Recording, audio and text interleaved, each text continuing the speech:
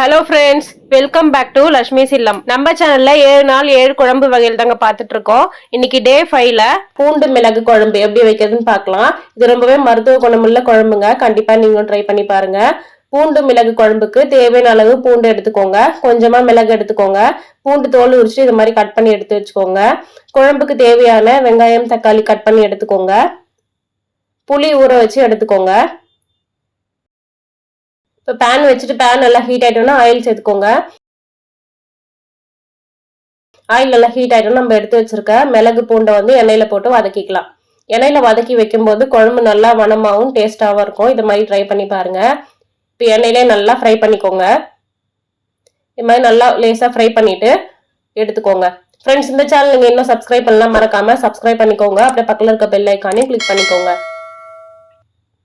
இதே பேன்ல கொஞ்சமா ஆயில் சேர்த்துக்கலாம். ஆயில் சேர்த்துட்டு ஆயில் நல்லா காஞ்சிட்டோன்னே கடுகு சேர்த்துக்கோங்க.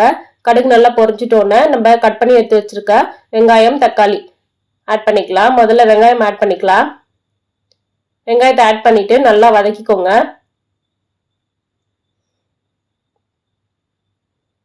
ஆல்ரெடி நம்ம சேனல்ல மெடிசனல் பெனிஃபிட் இருக்க குழம்புலாம் அப்லோட் பண்ணிக்கோங்க. கண்டிப்பா அதையும் செக் பண்ணிக்கோங்க. இப்போ தேவையான அளவு உப்பு சேர்த்துக்கோங்க.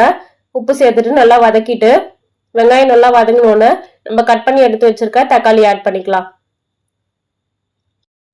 இப்போ தக்காளி ஆட் பண்ணிட்டு நல்லா வதக்கிக்கோங்க. இப்போ வெங்காயம் தக்காளி நல்லா வதக்கிக்கோங்க. எண்ணெயிலே நல்லா சூப்பரா வதக்கும் போது குழம்பு நல்லா டேஸ்டாவும் இருக்கும்.